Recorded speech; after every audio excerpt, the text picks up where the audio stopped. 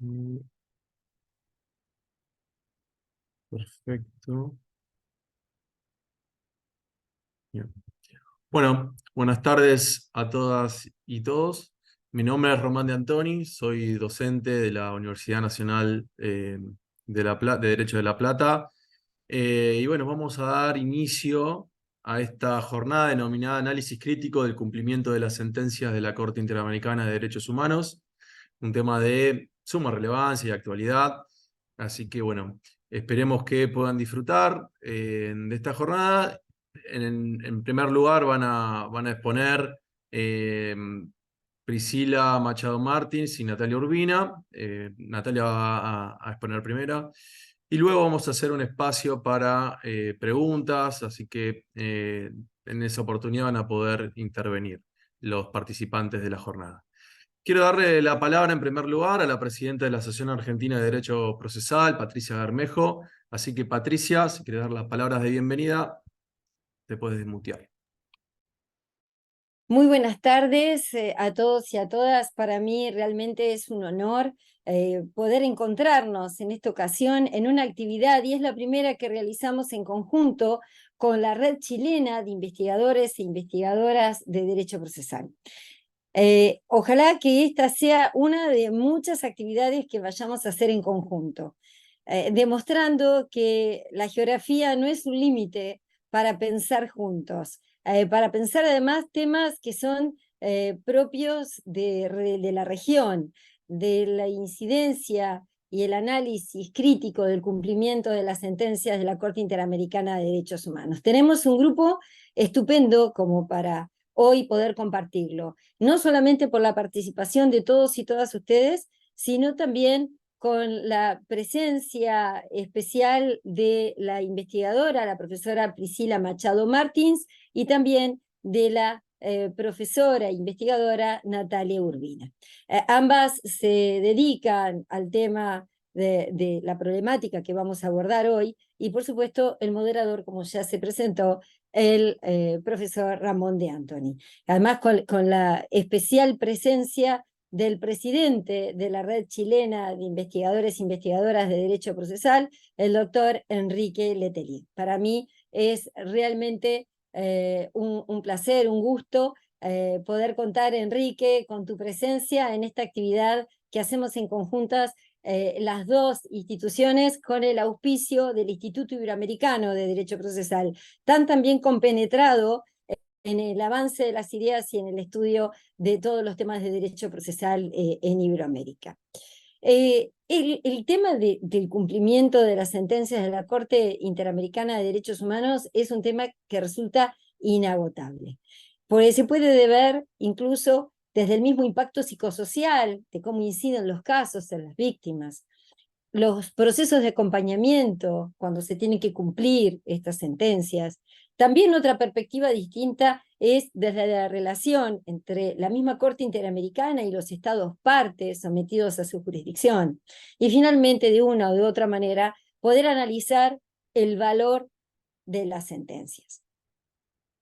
Sin más, agradezco este tiempo y continuamos con el avance del curso. Muchísimas gracias, y gracias a todos y a todas por estar presentes hoy. Muchísimas gracias, Patricia. Tiene ahora la palabra Enrique Letier Loyola. Enrique es presidente de la Red Chilena de Investigadores de Derecho Procesal, así que, Enrique, todo tuyo. Muchas gracias, Román. Gracias por tu gentil presentación, por la participación de Priscila Machado y Natalia Urbina, investigadoras de primer nivel. Gracias por su generoso tiempo. Y por supuesto, también agradezco a la Asociación Argentina de Derecho Procesal y a la profesora Patricia Bermejo, su presidenta, por haber accedido a que organicemos algo en este año, ya a fines de año.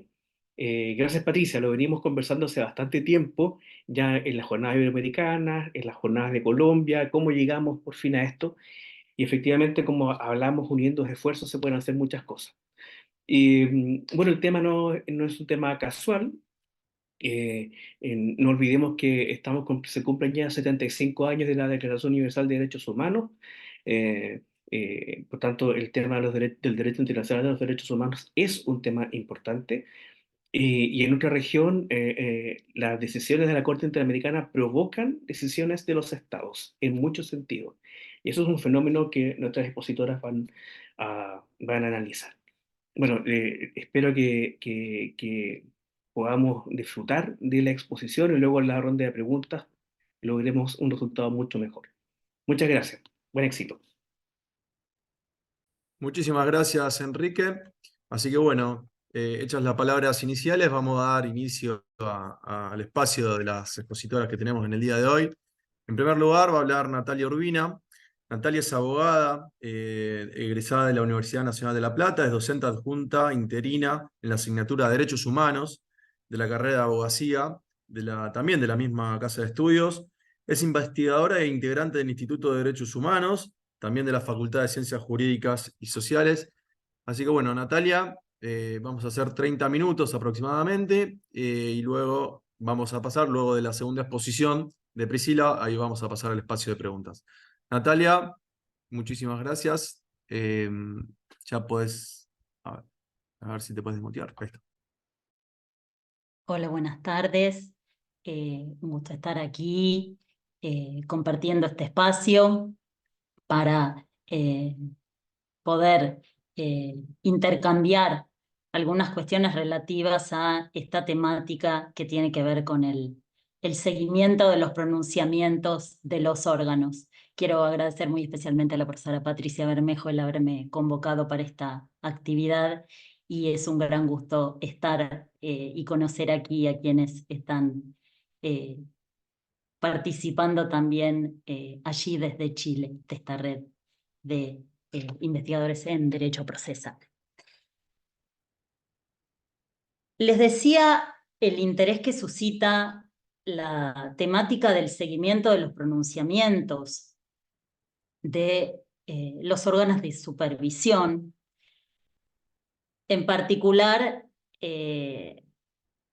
es algo eminentemente interesante justamente el seguir cómo se ha ido desarrollando la labor de los órganos y en particular de aquel sobre el cual estamos hoy llamados a trabajar.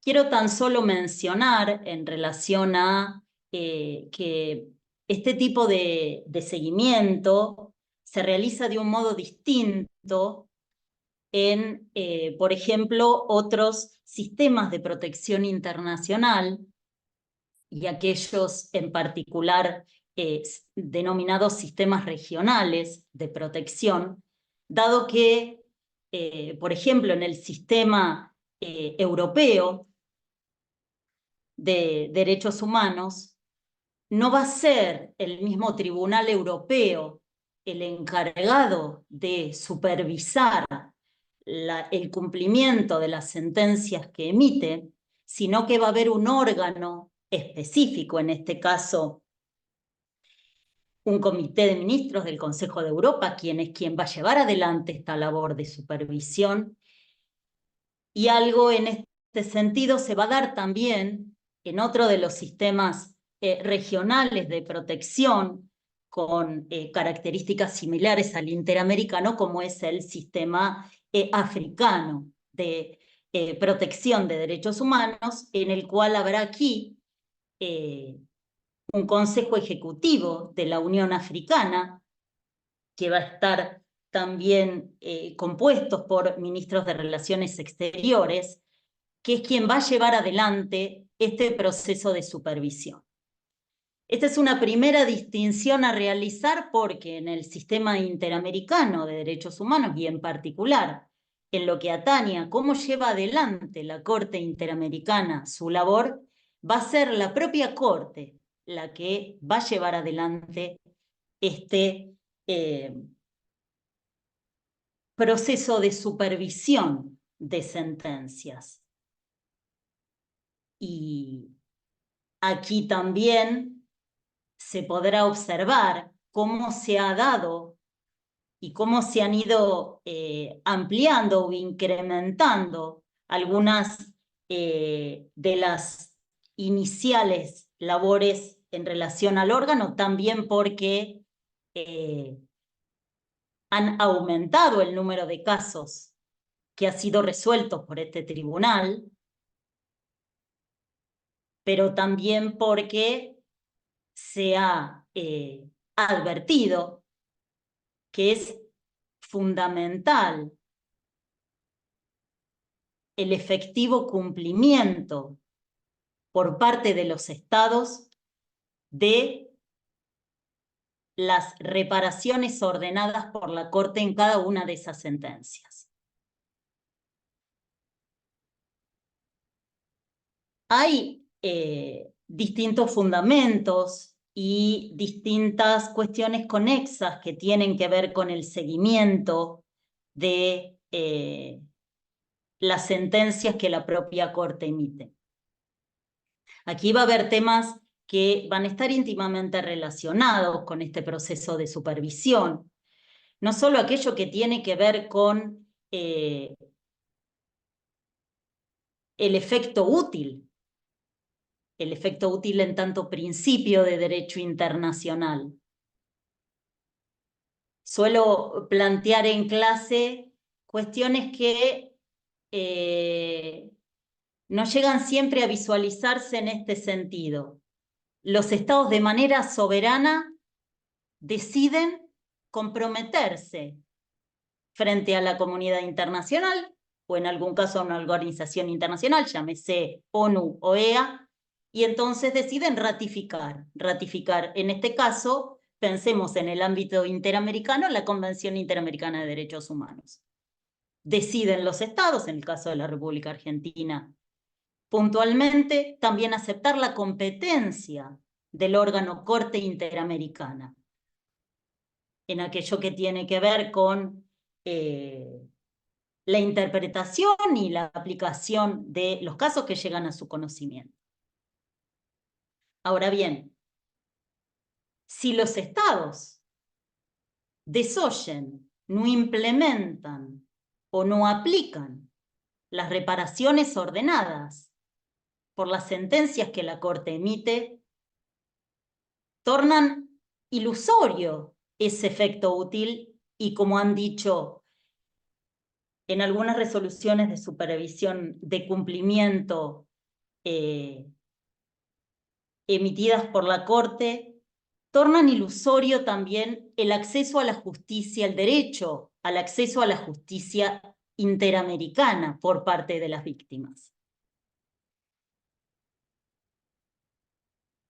Hay cuestiones que obviamente se van a relacionar también con la impunidad. ¿Por qué traigo a colación la cuestión de la impunidad? En muchas de las sentencias emitidas por la Corte Interamericana aparece como aquella que tal vez es de las más incumplidas por parte de los estados de la región, aquella que tiene que ver con el deber de investigar, juzgar y sancionar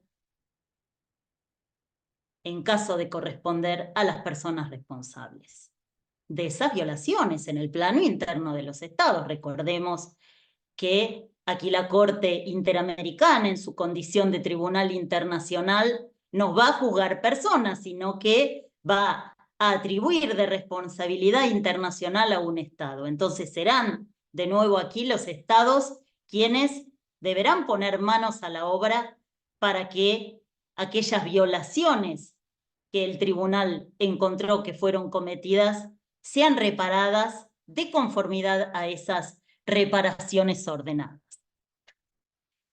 Este tribunal tiene también una particularidad que es reconocido internacionalmente por haber sido aquel que tiene la más profusa jurisprudencia en aquello que tiene que ver con lo que se conocen como la reparación integral. Esto es, quienes tal vez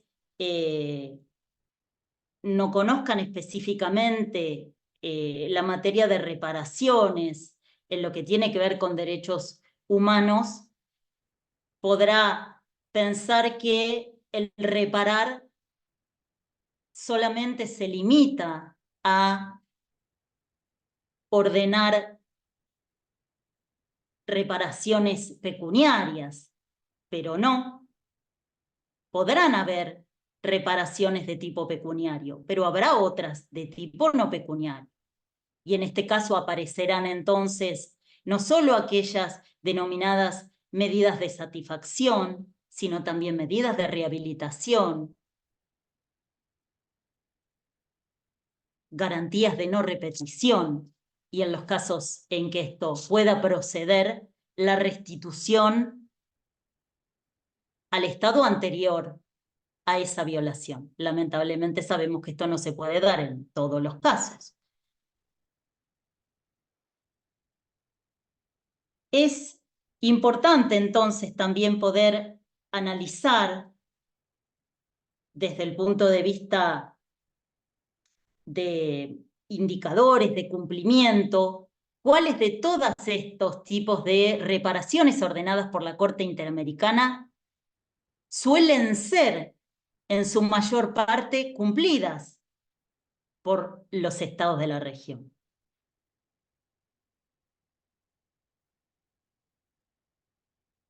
Es interesante trabajar puntualmente con cada uno de estos casos y las características que así asumen. Pero aparecerán otras cuestiones que la Corte ha podido ir avanzando, yo decía, en cómo ampliar este proceso de supervisión que lleva adelante. La Corte, por ejemplo, y aquí en atención a que existen en este ámbito personas conocedoras muchísimo mejor que yo de todos estos principios atinentes al derecho procesal, la Corte ha podido avanzar, por ejemplo, en cuestiones que tienen que ver con el principio de economía procesal y en los procesos de supervisión de cumplimiento que lleva adelante ha realizado tratamiento unificado de casos. Esto lo lleva adelante, por ejemplo, en los casos en que existan temáticas similares o reparaciones ordenadas similares en asuntos de un mismo Estado. También este proceso de supervisión ha avanzado mucho en lo que ha venido la tarea del tribunal, en aquello que tiene que ver también con el principio de inmediación. ¿Por qué? Porque en la etapa de supervisión también realiza la Corte Interamericana audiencias. Audiencias que no solo realizará la Corte en el transcurso de sus sesiones, ya sea aquellas que se celebren en San José de Costa Rica o en otras de las ciudades en las que realiza también sus sesiones, sino que la Corte ha realizado visitas in loco para avanzar y para efectivamente cumplimentar, ver si esos estados, en cuanto han efectivamente avanzado en esas reparaciones solicitadas por él. Entonces, allí es donde logra, también dicho por propios jueces de la Corte Interamericana, esta instancia de interacción en la que está también en algunos casos cara a cara con las víctimas, ¿sí?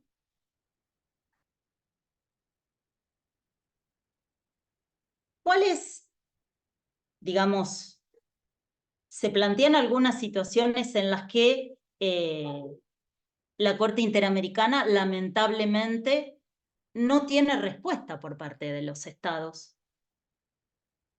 de las reparaciones que la Corte ordena? De hace un tiempo a esta parte, recién en el año 2015, la Corte establece una unidad específica del tribunal que va a trabajar con supervisión de cumplimiento. Si alguien desea acceder a la página de la Corte Interamericana y allí advertir, bueno, cuáles son esas resoluciones de supervisión de cumplimiento que la Corte ha ido emitiendo a lo largo de los estados, inclusive puede ver no solo por estado, sino por cada uno de los casos, el número de resoluciones de supervisión de cumplimiento que ha debido pronunciar el tribunal, pero a partir de esta unidad de víctimas, todo este proceso de supervisión también ha tenido una mejor sistematización. Entonces, al día de hoy se puede acceder directamente a tener ya sistematizadas cuáles son aquellas reparaciones que los estados han podido cumplir, ya sea total o parcialmente, y cuáles son aquellas que la Corte Interamericana va a mantener abierto el proceso de supervisión en relación a aquellas a las que los estados aún no hayan podido cumplimentar. Hay algo aquí interesante y que tal vez varía de lo que pueden llegar a ser los archivos o el archivo de un caso en el ámbito interno. Y es que la Corte Interamericana recién va a proceder al archivo de un caso cuando pueda dar cuenta de que ese Estado cumplió con todo lo que la Corte había ordenado en esa sentencia, en lo que hace a las reparaciones ordenadas. Recién en ese momento la Corte va a decir, se procede al archivo del caso. Voy aquí entonces a contar un poquito, sin perjuicio de que pueda en la fase de preguntas ahondar en alguna de las cuestiones ya mencionadas, pero quería comentar, por ejemplo, qué sucede con la República Argentina, cómo está hoy la República Argentina en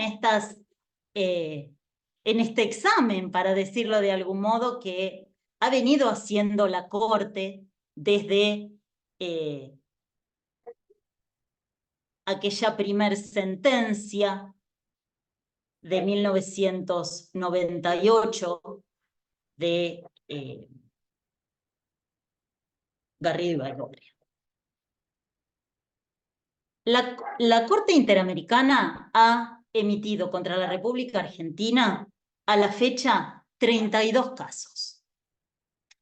32 sentencias, ¿no?, de casos contenciosos sometidos a ella por la Comisión Interamericana de Derechos Humanos. En el marco de esos 32 casos,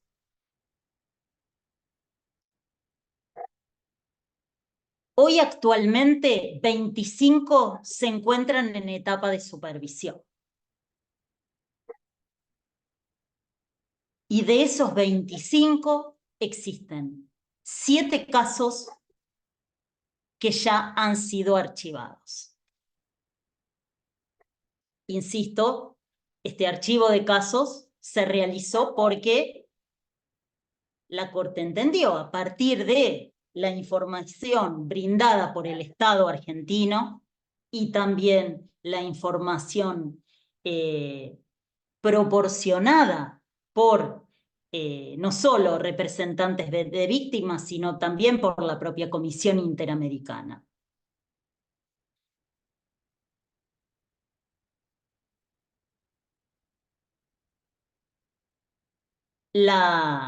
El cumplimiento de estas reparaciones ordenadas en estos casos suelen coincidir con aquello que en realidad los estados de la región suelen efectivamente cumplir. Yo decía hace unos momentos, bueno, se puede establecer una suerte de análisis en función de cuáles son aquellos tipos de reparaciones o tipos de medidas que en general los estados cumplen. En este sentido, hoy yo mencionaba las medidas de tipo pecuniario. En general, los estados asumen esta reparación de cumplir con las indemnizaciones pecuniarias.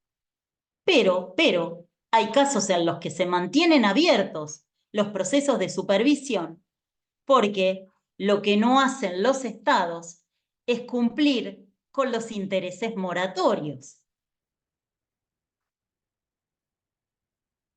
Entonces, hay casos que, por ejemplo, la República Argentina mantiene abierta su proceso de supervisión en estos supuestos.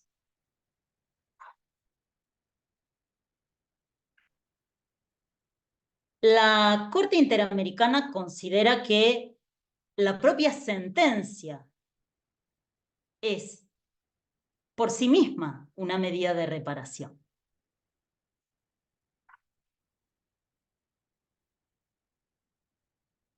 En este sentido, la Corte suele ordenar también que estas sentencias que la Corte emite sean difundidas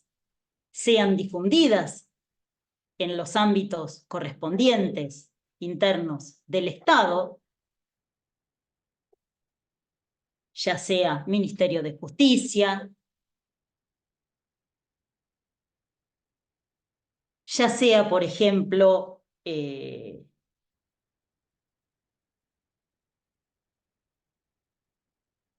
ámbitos que tienen que ver con derechos de niños, niñas y adolescentes. Pero, por ejemplo, ¿qué puede suceder? Sí, en general, este tipo de medida de reparación que la Corte ordena y que tiene que ver con la difusión de esa sentencia en ya sean sitios web oficiales o inclusive de hace un tiempo a esta parte también la necesidad de subir las sentencias a las redes sociales que tengan esas instituciones, porque esto también, en este sentido, la Corte también ha debido tener presente esos canales también como canales de difusión. Sino, decía yo, este tipo de medidas de reparación suelen cumplirse. Hay un caso que fue, por ejemplo, también contra la República Argentina, el primer caso en el cual la Corte Interamericana atribuye responsabilidad internacional a la República Argentina en un caso de pueblos indígenas, que es el caso que se conoce como Lacajonat versus Argentina, en el que la Corte solicita que debe difundirse la sentencia, pero que esta sentencia no solo deberá ser difundida en español, sino que también deberá ser difundida en la lengua indígena correspondiente a aquellas comunidades que se ubican en los lotes allí en la provincia de Salta, en nuestro país. Por ejemplo, ese proceso de supervisión se mantiene aún abierto, no solo por esas cuestiones, sino por otras, pero en aquello de que todavía no se ha podido cumplimentar efectivamente que, o el Estado al menos no lo ha así informado, que esa difusión en la lengua indígena haya ya tenido lugar. Recuerden que aquí también es importante que esta difusión se dé también en radios propias de las comunidades, ¿verdad? Entonces, en distintos tipos de medidas de reparaciones que la Corte ordena, hay avances y hay cumplimientos por parte de los estados.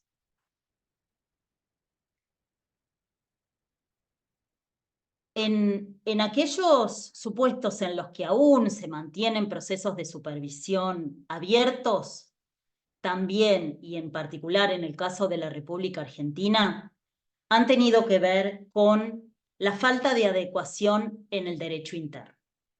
Y aquí, a quienes, como están hoy presentes, la mayoría de ustedes procesalistas, esto tiene que ver con algunos de los casos en los que se han conculcado la garantía prevista en el artículo 8 de la Convención de Derechos Humanos, el 8.2 en particular, que tienen que ver con el derecho a recurrir el fallo. ¿Sí?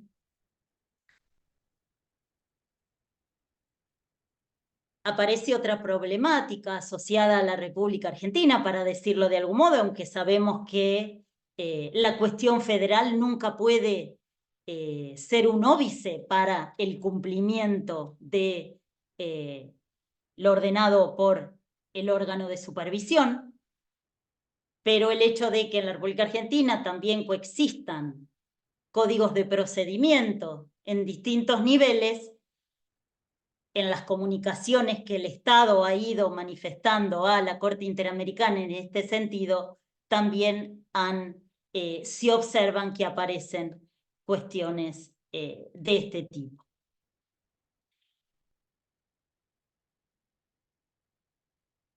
Entonces, por un lado, esto que tiene que ver con la adecuación normativa, que en algunos casos sí se ha avanzado, por ejemplo, en la provincia de Córdoba, en la provincia de Mendoza, pero quedan abiertas algunas cuestiones que para la Corte Interamericana aún no dan cuenta de que este cumplimiento en el plano interno se haya resuelto del modo ordenado por ella. Decía entonces, la Corte Interamericana, en lo que tiene que ver con la República Argentina, ha avanzado, yo decía, de 32 casos, 7 han sido archivados. No quiero ser en este sentido y pensar que esos 25 que hoy se encuentran en etapa de supervisión, aun cuando hay 3 de esos que son de este año, y con lo cual los plazos que la Corte suele establecer para el cumplimiento de estas medidas, según los casos, podrán ser de 6 meses, como por ejemplo cuando solicita la difusión de la sentencia en ese plazo, o el plazo de 1 año cuando se trata de otro tipo de reparaciones. Va a abrirse allí este periodo en el cual, bueno, el Estado deberá informar. Una cuestión más que es interesante, que también la propia Corte ha venido desarrollando, es no solo ir volcando allí cuáles son las medidas pendientes de cumplimiento o cuáles ya han sido cumplidas total o parcialmente por los estados, sino que también ahora hay un espacio para dar cuenta del cumplimiento de las garantías de no repetición en particular. Y entonces, en ese espacio en relación a las garantías de no repetición, que suelen, por ejemplo, tratarse de la necesidad de capacitar en derechos humanos, por ejemplo, cuando se traten de supuestos de detenciones arbitrarias bajo el uso de perfiles raciales por parte de fuerzas de seguridad, como es uno de los casos que tiene bajo supervisión la Corte Interamericana, o aquellos casos que aún se mantienen abiertos, como el caso de Bulacio, que aquí, quienes son de aquí lo recordarán también. En esto de ver cómo estas garantías de no repetición son cumplidas o no por el Estado, la Corte también allí alberga y ha abierto la posibilidad, a partir de un acuerdo del 1 del 19, que en esta instancia puedan participar también, no solo los estados, sino otras instituciones interesadas, inclusive abre para esta instancia algo que también estaba previsto, que es la participación de amicus curiae, ¿sí? También en esta instancia está prevista esta participación. Así que podrán, acá decía entonces, no solo participan los representantes de las víctimas, no solo instituciones nacionales, la Defensoría General de la Nación, la Defensoría de Niños, Niñas y Adolescentes, o la Comisión Interamericana de Derechos Humanos. El tema, obviamente, no solo que me resulta más que atractivo y uno podría seguir intercambiando, pero tengo aquí una limitación temporal. He querido mencionar algunas cuestiones, pero que también pueden llegar a servir de disparador para otras que puedan suscitarles. Con lo cual, aquí concluyo mi intervención, al menos en esta primera etapa, y espero haber resultado clara y útil en lo que les he desarrollado. Bueno, muchísimas gracias, Natalia. Gracias también por cumplir con el tiempo. Vamos a pasar a Priscila. Priscila Machado Martins es doctora en Derecho por la Pontificia Universidad Católica de Valparaíso, es profesora de Derecho Procesal Civil y directora del programa de Magíster en Derecho Procesal de la Universidad de los Andes. Priscila, todo tuyo. Ahí si te puedes mutear, estamos. Ya, muchas gracias, Román. Primeramente me gustaría agradecer a la Asociación Argentina de Derecho Procesal y también a la red de investigadores chilenos, ¿no es cierto?, en Derecho Procesal, que aquí están los presidentes, Patricia y Enrique, así que muchas gracias por la invitación. También saludar a Natalia y decir que, mira, Natalia es especialista, yo no soy especialista en derechos humanos, sino que mi especialidad es cosa juzgada, y que junto con el profesor Enrique, la profesora Sofía Romero y también la profesora Soledad Bertinsin, nosotros tenemos un proyecto de investigación financiado por el gobierno de Chile para estudiar la efectividad de las sentencias de la Corte Interamericana al interior del ordenamiento jurídico chileno, especialmente en aquellos casos que el cumplimiento de la sentencia obliga a la modificación de fallos protegidos por la cosa juzgada.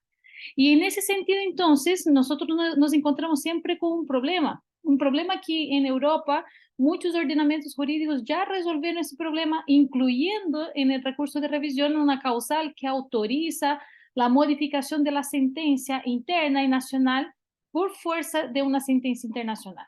Nosotros, lamentablemente, en el ordenamiento jurídico chileno no tenemos esta cláusula, esta causal del recurso de revisión de la acción rescisoria, o no sé cómo se denominará en el ordenamiento jurídico argentino, pero en nuestro caso, nosotros no tenemos esa causal específica y ni la tendremos, porque el Código de Procedimiento Civil, el proyecto de nuevo Código de Proceso Civil, no incluye una causal específica en este sentido. Podría, obviamente, ser incluida en una tramitación, porque eso todavía está tramitando muchos años, pero en el caso de que se reanude la tramitación, podría eventualmente ser incluida, pero actualmente el proyecto no contempla ninguna discusión sobre la inclusión de esa cláusula. Bueno, el primer problema que nosotros tenemos es la mantención de la seguridad jurídica por la firmeza de las decisiones al interior del ordenamiento jurídico chileno, y por otro lado nosotros tenemos el deber de hacer cumplir las sentencias dictadas en el extranjero. Nosotros tenemos especialmente dos situaciones que nos hacen agravar, especialmente para el Estado de Chile, porque nosotros tenemos el caso Omar Maldonado versus Chile, y otros versus Chile, que condena el Estado chileno y dice lo siguiente: el Estado debe poner a disposición de las víctimas del presente caso, dentro del plazo de 1 año contado desde la notificación de la presente sentencia, un mecanismo que sea efectivo y rápido para revisar y anular las sentencias de condena que fueron dictadas en la referida causa en su perjuicio, de conformidad con lo señalado en el párrafo 167 de la presente sentencia.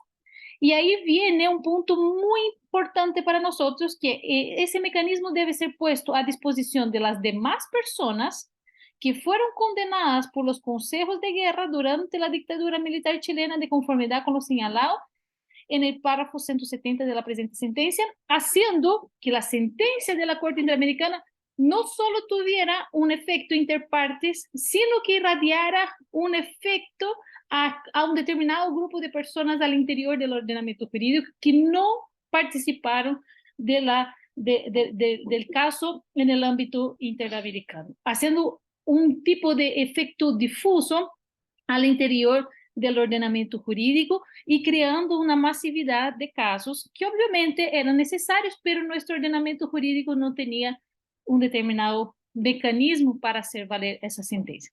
Y la segunda sentencia, que se trata del caso Norin Catrimán y otros versus Chile, donde entonces la Corte Interamericana de Derechos Humanos condenó a Chile a adoptar las medidas judiciales, administrativas o de cualquier otra índole para dejar sin efecto en todos sus extremos las sentencias penales condenatorias emitidas en contra de los señores Segundo Aniceto Norin Catrimán, Pascual, etcétera, y otros, ¿no es cierto?, sobre los cuales la Corte se pronunció en esa sentencia en los términos del párrafo 422. Bueno, en ese sentido, entonces, nosotros tenemos dos sentencias que determinan que Chile, que el Estado de Chile revise sentencias fenecidas, entonces, y protegidas por la cosa juzgada. Eso hace desmitificar una afirmación tradicional de que las sentencias de la Corte Interamericana no sirven para revisar sentencias al interior, sino que para condenar al Estado. De hecho, el sistema interamericano, para hacer valer y primordiar, o sea, o privilegiar la vigencia de los derechos humanos, si hay un obste en la cosa juzgada, debe entonces el Estado deshacerse, relativizar de la cosa juzgada para tornar efectivo ese derecho humano. Entonces, al final, cuando nosotros repetimos que no existe una cuarta instancia internacional, la verdad es que esa afirmación ella queda un poco no respaldada por algunos de los casos que tenemos. Y de hecho, si nosotros vamos ahora al contenido de las sentencias de la Corte Interamericana, la Corte Interamericana, de hecho, nuevamente a propósito de un caso, no solamente de un caso de Chile, un caso anterior de Guatemala y luego un posterior en que Chile fue condenado, nosotros tenemos la doctrina que diseñó la Corte Interamericana sobre el concepto de cosa juzgada fraudulenta, ¿no es cierto? Y entonces la Corte Interamericana ha establecido algunos criterios para considerar una determinada sentencia protegida por la cosa juzgada como cosa juzgada fraudulenta, conforme hubiera sido o no la condenación. Entonces, el primer caso es el caso Carpio Nicol y otros versus Guatemala, donde entonces la Corte entendió que los tribunales de justicia actuaron sin independencia e imparcialidad, aplicando normas o disposiciones legales contrarias al debido proceso y omitiendo aplicar las que correspondían. Y hubo también menciona en otro párrafo hubo una obstrucción continua de las investigaciones por parte de los agentes del Estado y de los llamados grupos paralelos en el poder, así como una falta de diligencia en el desarrollo de las investigaciones, lo cual determinó la impunidad total. Entonces, en el caso de Almonacid y otros versus Chile, la Corte estableció cuáles eran los criterios objetivos para relativizar la cosa juzgada por considerar la cosa juzgada fraudulenta. Y el primero es cuando el tribunal que conoció el caso y decidió sobreseer o absolver al acusado de una violación de derechos humanos o del derecho internacional tuvo la intención de evitar que el acusado asumiera responsabilidad penal, y en segundo lugar, cuando el procedimiento no fue llevado a cabo de forma independiente e imparcial de acuerdo con las garantías del debido proceso, y tercero, cuando no existió una verdadera intención de someter al acusado a la acción de la justicia. Entonces, en tales situaciones, la Corte Interamericana señala que se produce lo que se conoce como la cosa juzgada aparente o la cosa juzgada fraudulenta. Y a partir entonces de este concepto que la Corte construye y determina en su parte resolutiva de sus sentencias que en relación a aquellos delitos de lesa humanidad se revisen los casos. En Chile al interior, para hacer valer y cumplir con esa determinación, al interior del ordenamiento jurídico nosotros tuvimos algunos problemas, en el sentido, primero, ¿quién tiene competencia para interponer determinada acción? Porque ahora, quien tiene que determinar o solicitar o ejercer el principio dispositivo es el Estado, porque el Estado que está obligado a hacerlo. Entonces, en primer momento, la Corte Suprema a recibir por vía del Ministerio de Relaciones Exteriores el contenido de esas sentencias, determina entonces que el fiscal judicial de la Corte Suprema va a ser entonces el legitimado para solicitar la revisión de estos casos. Y al interior entonces de nuestro ordenamiento se consideró entonces la decisión como cosa juzgada fraudulenta, ¿no es cierto? Como en la causal de la maquinación, ¿no es cierto? Que nosotros tenemos acá en Chile. Y en relación al caso Norin Catrimán, la Corte Suprema tomó otra posición. La Corte Suprema dejó sin efecto por un simplemente cúmplase, ¿no es cierto?, por una resolución que de hecho no tiene naturaleza de ningún otro tipo de resolución porque no está prevista en nuestro ordenamiento jurídico. El Pleno de la Corte Suprema tampoco tiene facultades en ese sentido, pero dejó entonces sin efecto determinadas sentencias simplemente por fuerza de esta resolución del Pleno de la Corte Suprema sin ningún procedimiento de revisión, de inmediato prácticamente. Entonces, ese sería un segundo paso. Y ahora también, ya que se han revisado la mayoría de las condenas dictadas por los consejos de guerra, ahora viene un segundo paso de la efectividad de esas decisiones, que es la reparación integral del daño considerando las indemnizaciones. Porque muchas de las acciones que fueron interpuestas en su momento por las indemnizaciones, por error judicial en ese caso, y por vía y por fuerza de las decisiones de la Corte Interamericana, fueron declaradas prescriptas por la propia Corte Suprema. Pero cuando se revisaron nuevamente los casos por vía de la acción penal, también solicitaron la indemnización. Entonces nosotros teníamos una decisión con fuerza de cosa juzgada que declaraba la prescriptibilidad de la indemnización por daños civiles por la tercera sala de la Corte Suprema, y luego subió por vía de una acción penal la solicitud también de indemnización civil por ese mismo procedimiento a la segunda sala de la Corte Suprema, y la segunda sala reconoció el derecho a la reparación integral del daño. Por vía de convencionalidad, controló la aplicabilidad del artículo 177 que establece la cosa juzgada en el ordenamiento jurídico chileno, y además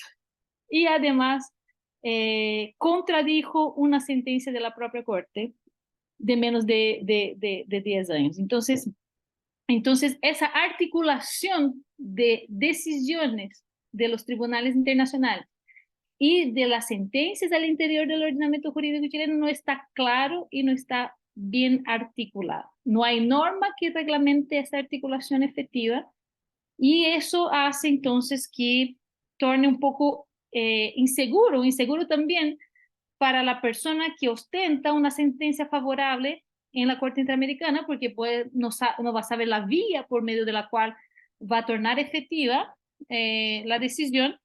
Y por otro hecho, que también no hay un procedimiento contradictorio para ejecutar al interior del ordenamiento las sentencias de la Corte Interamericana. El más correcto sería adoptar, en ese sentido, y para finalizar, adoptar lo que los países europeos han hecho, que sería, en mi opinión, incluir una causal al recurso de revisión, autorizando interponer una acción de revisión todas las veces que una sentencia en materia de derechos humanos de un tribunal internacional así lo reconociera. Entonces, estos son los problemas que Chile viene enfrentando para el cumplimiento de las sentencias de la Corte Interamericana al interior del ordenamiento jurídico, y me quedo abierta a las preguntas y a las consultas. Así que muchas gracias, Román. Muchísimas gracias, Priscila, por tu exposición. Y bueno, vamos a pasar ahora a la etapa de preguntas. Así que bueno, aquellos asistentes que quieran hacer alguna consulta a las exponentes, por favor, o levantan la manito o directamente se desmutean, así que no creo que haya problema. Vamos a tratar de que sean preguntas concretas, son temas muy apasionantes, así que bueno, no sé si alguien tiene alguna consulta. Ahí, Eduardo, desmuteate, por favor.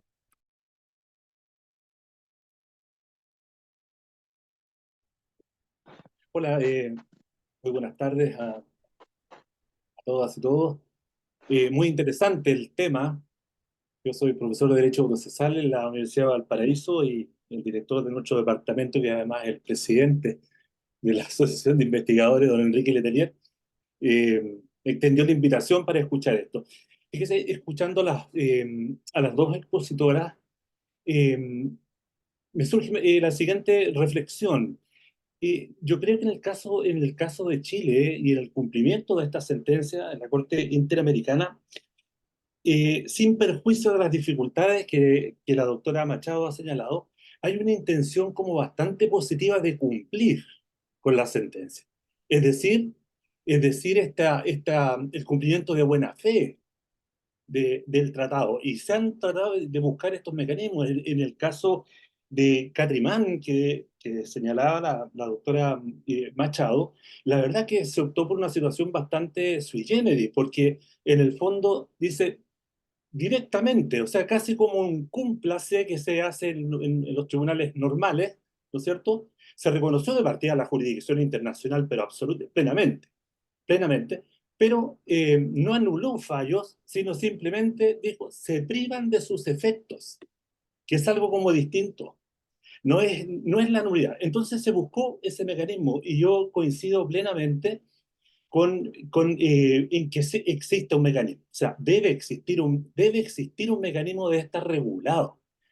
Y se puede solucionar porque esto se ha solucionado un poco con los criterios de convencionalidad, la interpretación, ¿no es cierto?, de los tratados, y porque en realidad esa norma está en nuestra Constitución actual. No sé si va a seguir esta misma a partir del domingo. Nosotros tenemos aquí un plebiscito, no sabemos qué va a pasar después de eso, pero efectivamente se observa un esfuerzo por cumplir.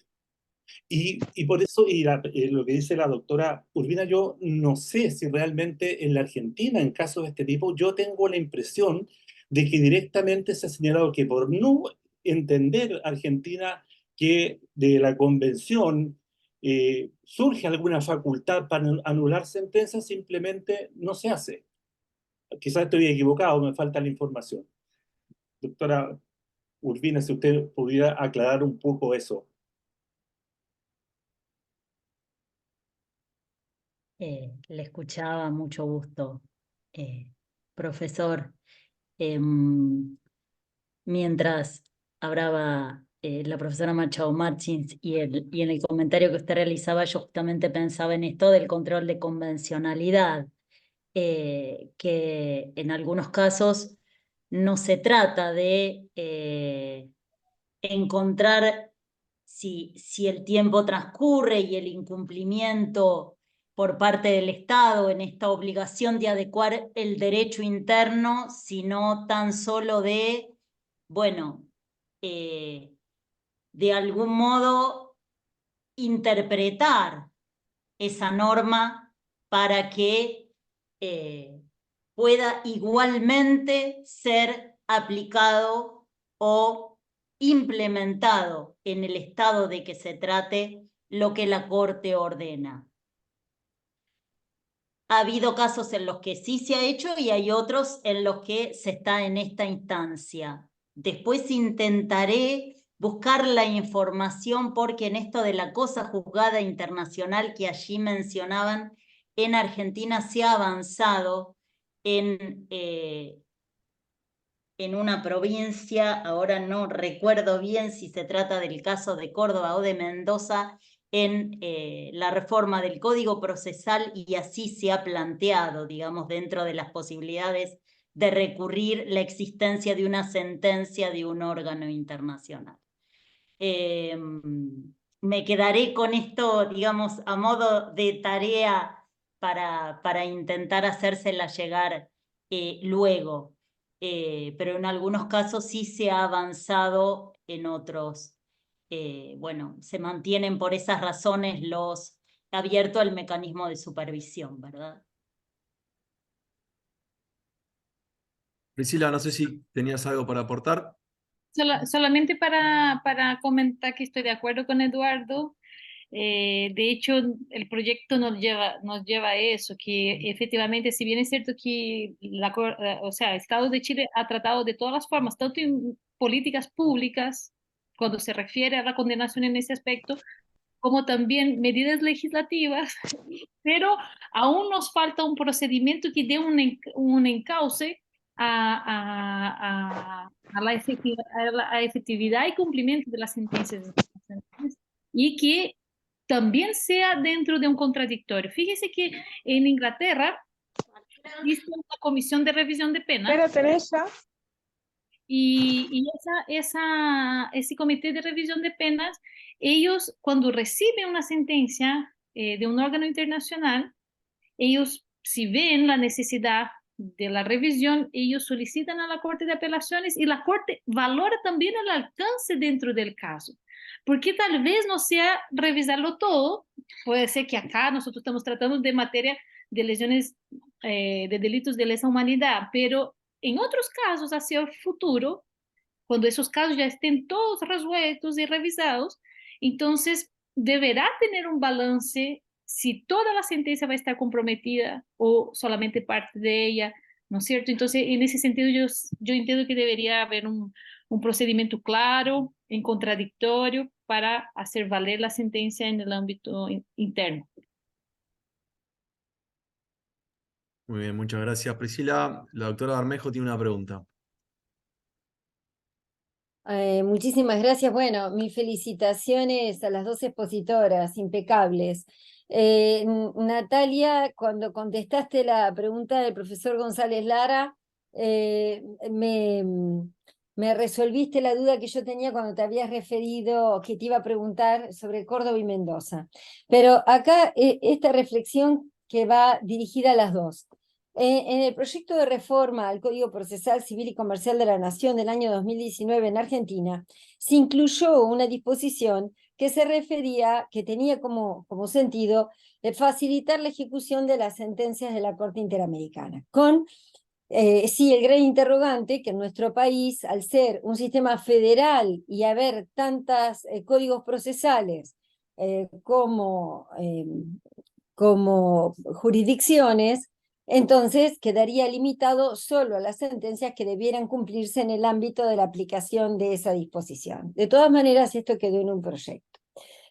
Escucho, ¿no? Pues es cierto, este tema de cómo va evolucionando el caso que adquiere autoridad de cosa juzgada dentro del Estado, hasta tanto la víctima acude a la comisión y luego acude en el supuesto que es receptado por la comisión y la comisión lleva el caso a la Corte Interamericana, pasan muchos años.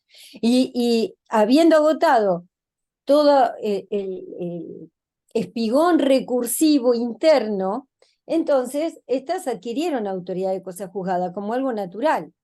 Esto ha pasado con muchísimas sentencias también en nuestro país. Ahora, estas, y según uno ha visto, han tenido distinta connotación y ha habido distintas etapas o momentos. Por ejemplo, la sentencia del 17 de febrero,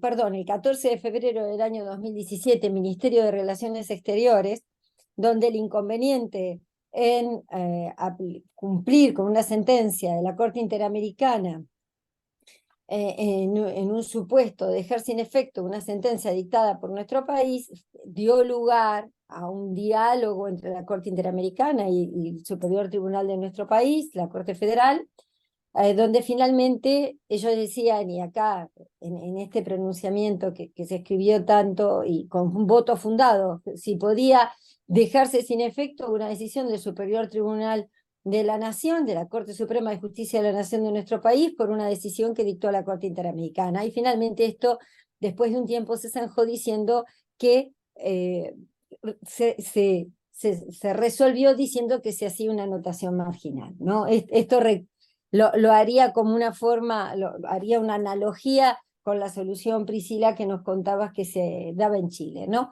Entonces, mi pregunta para ambas es la siguiente. ¿Cómo ven la posibilidad de un sistema de cumplimiento de la sentencia de la Corte Interamericana? Punto uno. Y el dos, el segundo aspecto, que Priscila, vos habías alentado, estarías a favor de un recurso de revisión. Cuando el recurso siempre implica, si bien hay excepciones, siempre implica una postulación de la propia parte. Cuando esto entiendo que debiera ser automático.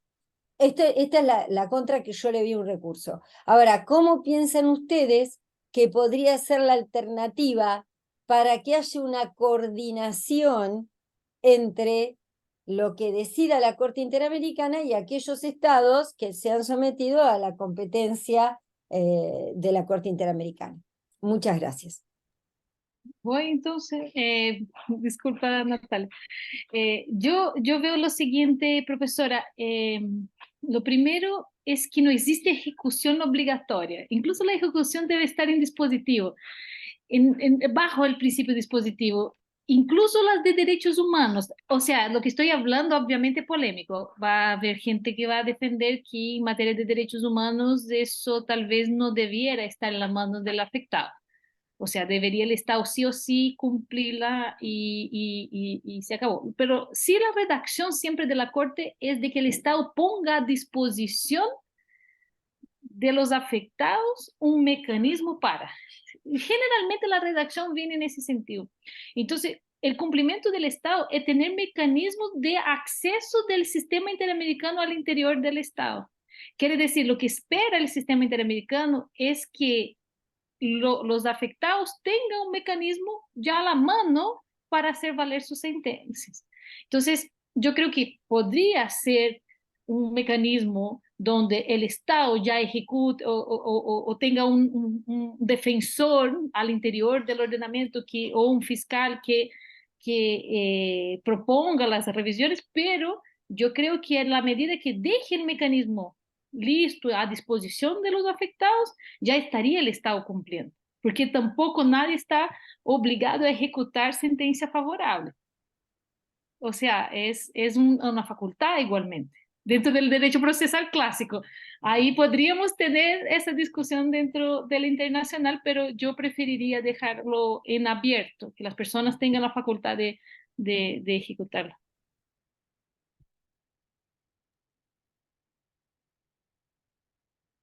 Muchísimas gracias, Natalia. Si tienes algo.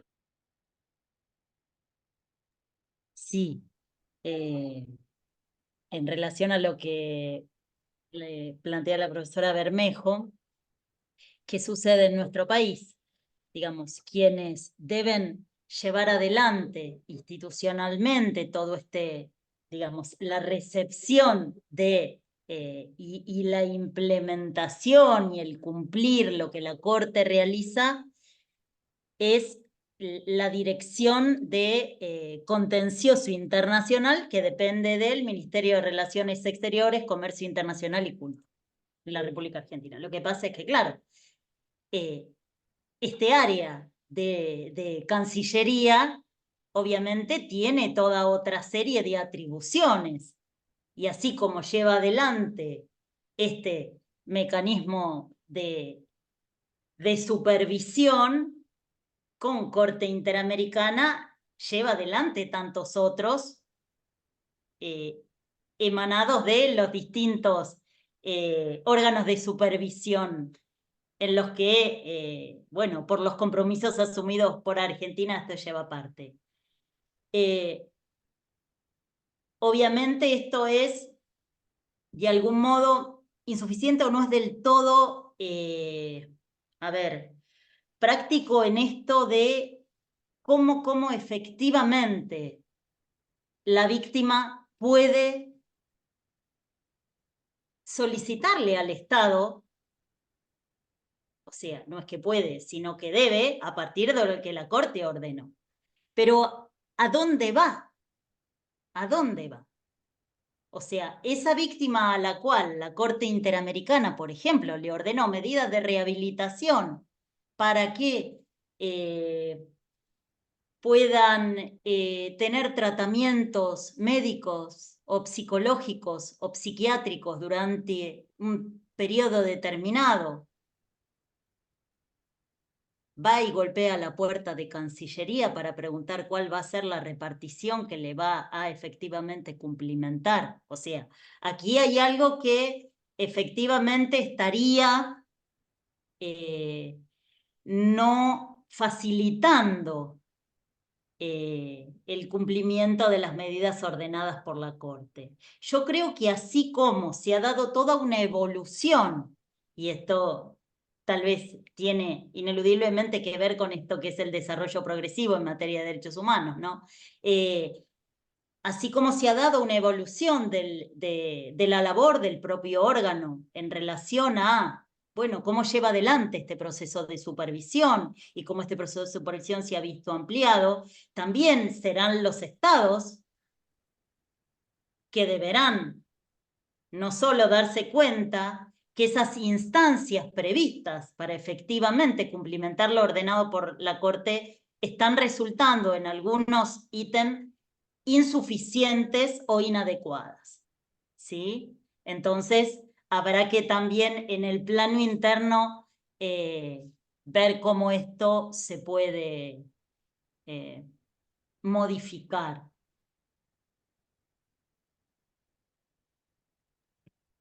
Bueno, muchas gracias, Natalia. Macarena Vargas tiene una pregunta. Muchas gracias, buenas tardes a todos y todas. Agradezco las exposiciones de Priscila y Natalia. Tengo una pregunta para Priscila, dado que es profesora de Derecho Procesal y yo también, me surge la inquietud sobre cómo debemos enseñar los profesores de Derecho Procesal a nuestros estudiantes en la institución de la cosa juzgada. Con estos fallos y tanto chilenos, argentinos, imagino que también hay en otros países, no soy experta en Derecho Internacional, se pone, digamos, en debate o se pone en jaque los cimientos de una institución antigua, tradicional, clásica del derecho procesal que enseñamos nosotros con tanta fuerza, la triple identidad y todo eso.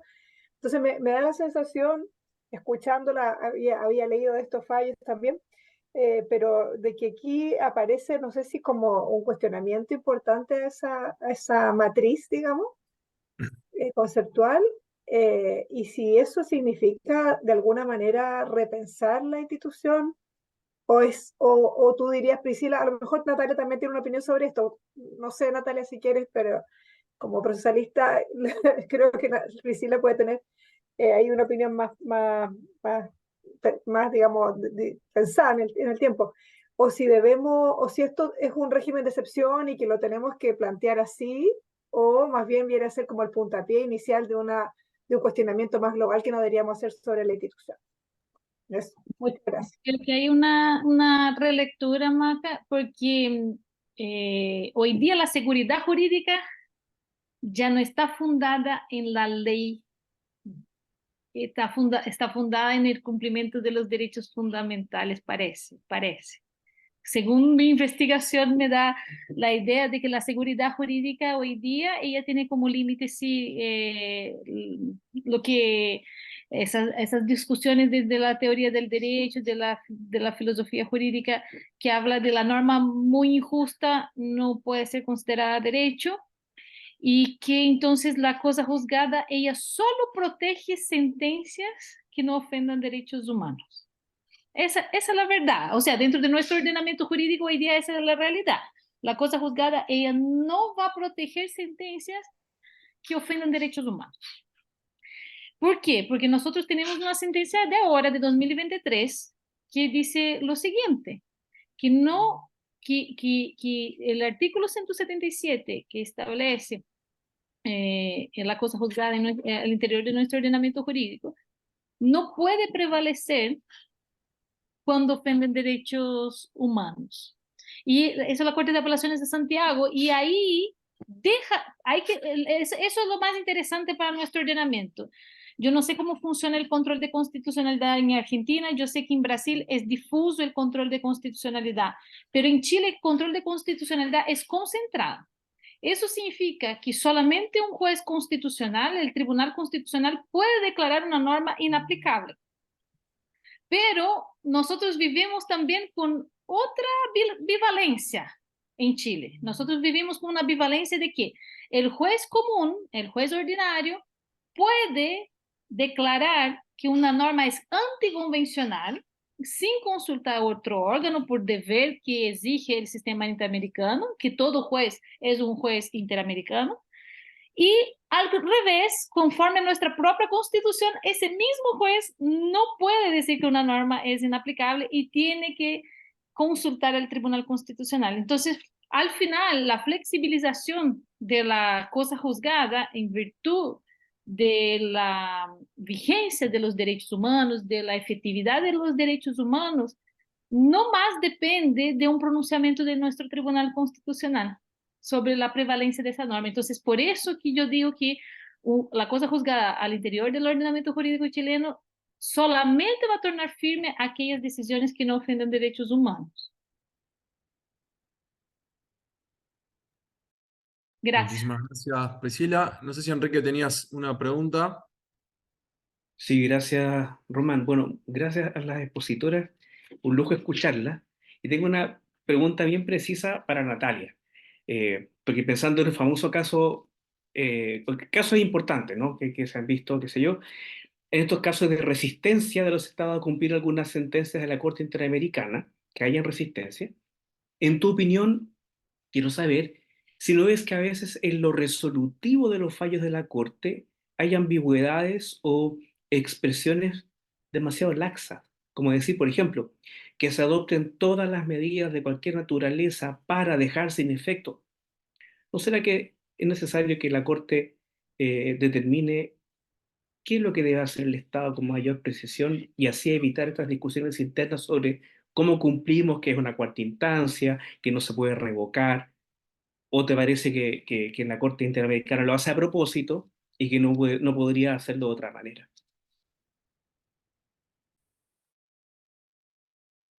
A ver, intento contestar la inquietud que plantea allí el profesor. En general, los órganos de supervisión tienen un lenguaje que cuando deben manifestar algún tipo de observación o recomendación, inclusive la Corte Interamericana también a los estados, tienen como ciertas uso de terminología más bien, digamos, coloquial. Esto ha traído lamentablemente algunas cuestiones interpretativas que terminan perjudicando a el efectivo valor que tienen los pronunciamientos de los órganos de supervisión en materia de derechos humanos. ¿Qué sucede? En el marco del sistema interamericano, cuando un Estado abiertamente se planta en decir, para hacerlo de algún modo, en que no va a cumplir con lo ordenado por la Corte, lamentablemente hay antecedentes de esto en el sistema interamericano, ha tenido como consecuencia también la denuncia de, por ejemplo, la Convención Americana. Esto ha sucedido en el caso de Venezuela y en el caso de Trinidad y Tobago.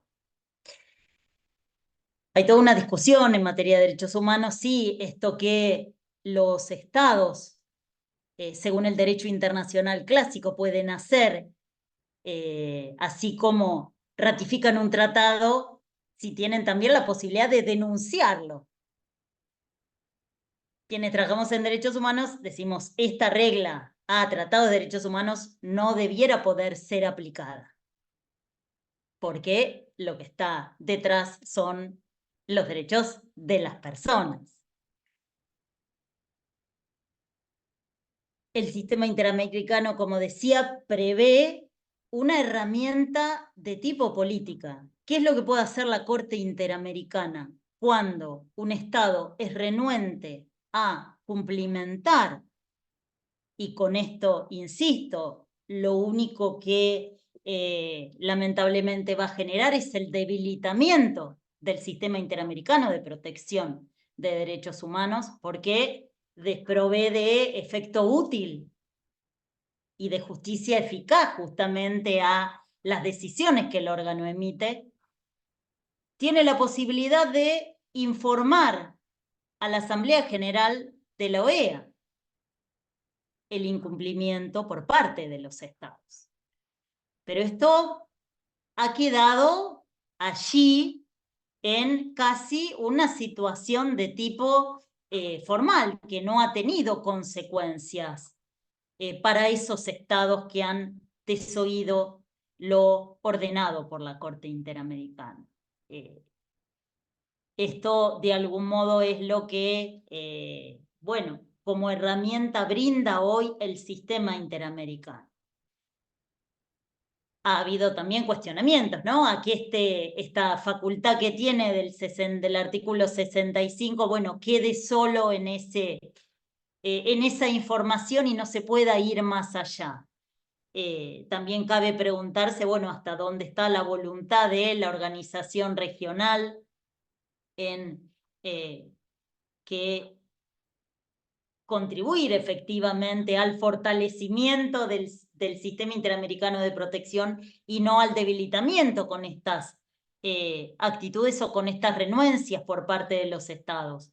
Yo quiero acá insistir con una cuestión, que no se trata de una cuarta instancia, sino de un sistema que es subsidiario y que allí se llega porque los estados no cumplieron con aquello que se habían efectivamente comprometido a realizar, en este caso, el respeto y la garantía de los derechos humanos de las personas. Entonces, esto que aquí acontece y que genera toda una serie de vicisitudes, discusiones teóricas, se da porque previamente ese Estado incumplió con algo que no debería haber incumplido.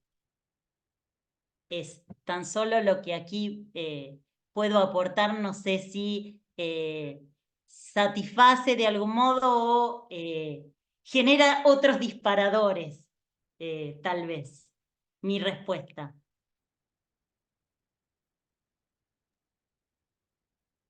Bueno, muchísimas gracias, Natalia. No sé si hay alguna pregunta más. Eduardo, estás levantando la mano. Sí, ya vamos terminando. Muchas gracias. Solamente para una pregunta para la doctora Machado, que varias veces empleó la expresión un contradictorio en la parte de ejecución de la sentencia. Entonces, la pregunta es en realidad si es que esto va a significar que en un procedimiento de ejecución en que debería haber alguien que inste porque se ejecute la sentencia, va a darse la posibilidad de, o sea, pensado en la investigación que ustedes desarrollan, en alguna clase de excepciones que se puedan oponer, de tipo procesal o de fondo, y si en definitiva eso puede significar dejar de cumplir la sentencia, si se acoge a alguna de esas excepciones. Esa es la pregunta. Mira, la pregunta es súper interesante, Eduardo, porque fíjese lo que pasó en ese caso ahora de 2023, que la Corte de Apelaciones de Santiago decidió, eran muchos los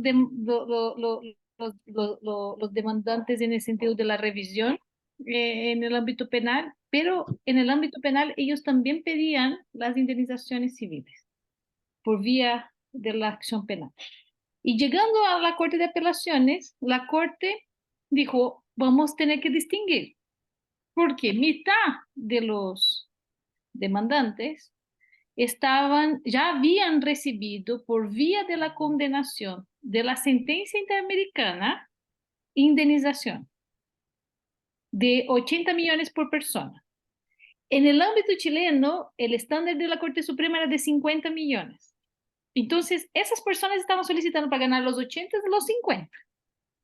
Entonces, ellos dijeron, mira, en relación a las personas que ya recibieron indemnización por el sistema interamericano, por vía del gobierno de Chile, por el Ministerio de Relaciones Exteriores, que ha tramitado esa indemnización, por vía de esa condenación, se reconoció la cosa juzgada internacional, haciendo valor en Chile, firme en Chile, para no pagarles más indemnización de aquella que ya fue pagada. O sea, la reparación integral del daño ya fue establecida por esa decisión.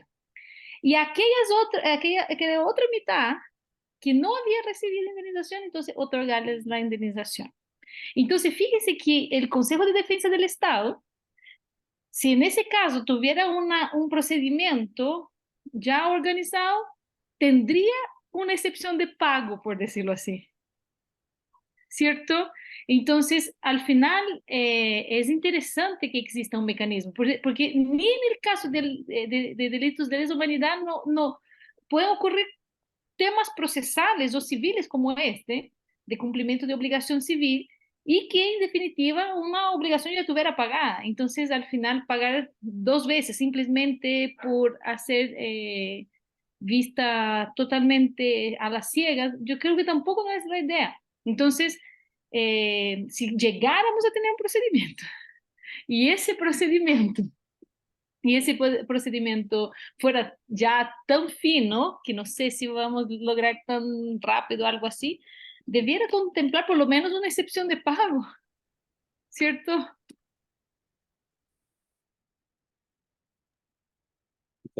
Bueno, muchas gracias. Priscila, no sé si Eduardo querías hacer un comentario más.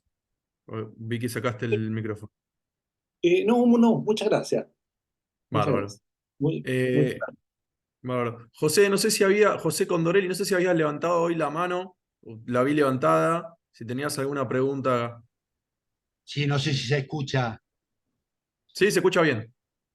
Bueno, ante todo quería agradecerle a la doctora Bermejo la invitación que me ha realizado, que no es la primera vez, y la verdad que es un tema apasionante. Lo que sí veo desde el punto de vista práctico, que muchas veces la persona que reclama un derecho legítimo, por el transcurso del tiempo se puede ver afectado su salud o sus intereses a menores, y eso es lo que yo veo desde mi punto de vista como un sistema poco ágil.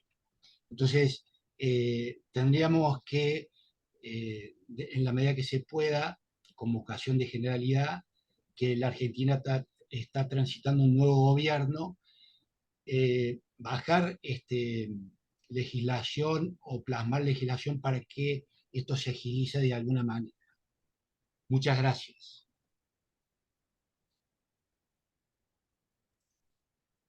Bueno, muchas gracias, José. No sé si quieren aportar algo a lo que dijo José. Solo Esa la un recordatorio. Ay, perdón, No, por Priscila. favor, por favor. Recordaba mientras hablaba recién el señor Condorelli que en un texto, creo que era el de Julio Mayer, allá cuando yo era estudiante de Derecho, decía en la portada del libro: justicia lenta es injusticia notoria. Y esto es tal vez lo que no habría aquí que perder de vista, pero es cierto que estos procesos que se originan en los planos nacionales y que luego llegan a instancias internacionales, en los que, contando el tiempo transcurrido desde los hechos, tal vez en algunos casos superan los 40 años, y que luego se genere otra instancia ulterior para lo que tiene que ver con el efectivo cumplimiento de lo ordenado por la Corte, bueno, estaríamos no haciendo más que tal vez haciendo que esta injusticia se haga más notoria todavía. Eso nada más. Pero sin querer hacer de esto un cierre pesimista. Bueno, yo para ir cerrando tengo una pequeña... En primer lugar, quiero complementar algo que dijo hoy Patricia, porque por ahí es un dato para tener en cuenta nada más, es que el Estado Nacional Argentino ha contemplado en una acción de revisión, la revisión de sentencias condenatorias pasadas por la autoridad de cosas juzgadas cuando hay una decisión de la Corte Interamericana de Derechos Humanos. Esto lo ha hecho en una ley que es el Código Procesal Penal Federal, sancionado en el año 2019. El problema es que esta ley todavía no entró en vigencia, salvo en 2 provincias. Por lo tanto, en el resto de las jurisdicciones es una norma que al día de hoy no lo aplica, pero bueno, el legislador nacional la ha contemplado y esperemos que en algún día entre en vigencia. Pero te quería hacer una pregunta, Priscila, muy concreta, es que la acción de revisión, o por lo menos en los códigos de procedimiento penal, solamente está prevista para las personas condenadas. ¿Qué pasa, por lo menos de tu estudio que ha hecho de legislaciones comparadas, qué pasa con las víctimas cuando la cosa juzgada fraudulenta es en perjuicio de víctimas o familiares de las víctimas? ¿Existe la posibilidad de que interpongan una acción de revisión? Porque hoy si uno hace una lectura concreta de las legislaciones, por lo menos acá en Argentina, pareciera que la víctima no tiene esa posibilidad. Incluso recién Natalia citaba a Mayer. Mayer fue justamente una de las personas que defendía que la acción de revisión solamente está prevista para el condenado. ¿Existe esa posibilidad para las víctimas? O sea, en Europa es tanto en el ámbito civil como en el ámbito procesal civil como en el procesal penal, tanto la revisión civil como la revisión penal. En Inglaterra también, pero ahí tiene el tema de la familia de la víctima. Generalmente, por cumplimiento de decisiones internacionales, se autoriza en el ámbito civil la indemnización a la familia de las víctimas. De hecho, en Chile todas son familiares, ya muchos, de hecho, son de las personas que murieron en la dictadura, las víctimas, entonces siempre fueron juicios tramitados por familiares. Ahí sí tiene la Corte Suprema, por lo menos en Chile, ya tiene una estructura de valores de indemnización, si era esposa, si era mamá. Entonces, para nivelar y de una forma equitativa a todos, una indemnización según la relación que tenía con la víctima, por decirlo así. Y en el ámbito internacional, por lo menos España también obedece también esa regla, por lo que yo conozco de alguna jurisprudencia. Bueno, muchísimas gracias, Priscila. Bueno, si les parece, ya vamos a dar el cierre a esta linda jornada. La verdad que quedan un montón de preguntas, un montón de temas por hablar. Pero bueno, si Enrique Letier, no sé si querés decir algunas palabras de cierre. Gracias, Román. Bueno, agradezco nuevamente a la Asociación Argentina de Derecho Procesal, a la doctora Patricia Bermejo, a las expositores Natalia Urbina y Priscila Machado, y a ti, por supuesto, por la estupenda moderación, a todos los asistentes, y solamente quiero, y a las personas que vayan a ver esto repetido luego en los canales de YouTube de nuestras organizaciones, tengan en cuenta que, que es un tema serio cuando un Estado suscribe un pacto internacional, asume obligaciones que debe cumplir.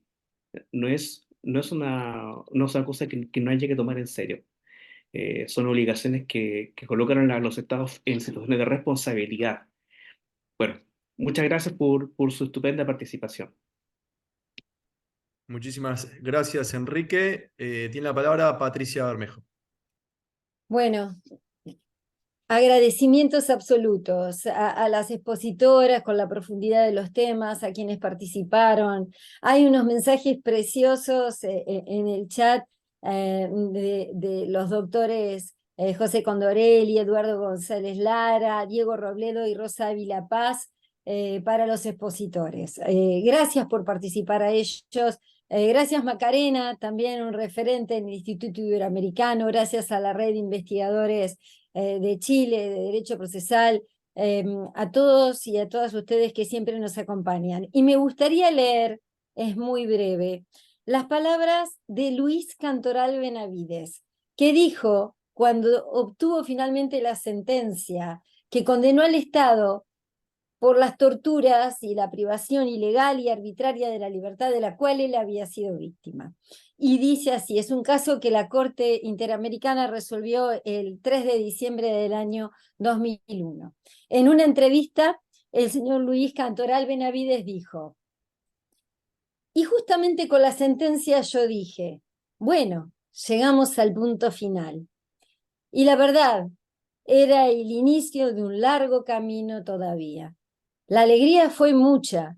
Yo confiaba que el Estado estaba consciente realmente del problema o error cometido y que por lo tanto haría lo mejor posible y de la mejor manera para solucionar el problema.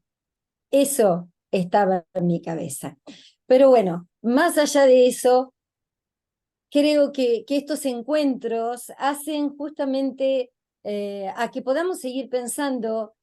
Invitamos a todas las actividades que hacemos a través del Instituto Iberoamericano de Derecho Procesal, la Asociación Argentina de Derecho Procesal, la Red de Investigadores de Derecho Procesal de Chile, porque es la única manera, compartir ideas y creando espacios de reflexión que necesitamos y que podemos contribuir para fortalecer las democracias. Así que muchísimas gracias a todos y todas ustedes y a seguir trabajando juntos. Muchas gracias. Muchas gracias. Muchas gracias, muy buenas Muchas gracias, tardes. hasta Un luego. placer haber estado aquí. Muchísimas gracias a todos en nombre de las organizaciones organizadoras del evento. Agradecemos a ustedes la participación y bueno, esperemos encontrarnos nuevamente en otra oportunidad hablando quizás de cumplimientos nuevos de sentencias de la Corte Interamericana de Derechos Humanos. Muchísimas gracias y que tengan muy buen día. Y muy buen fin de año, ya estamos cerca. Hasta luego. Feliz año. Muy felices fiestas.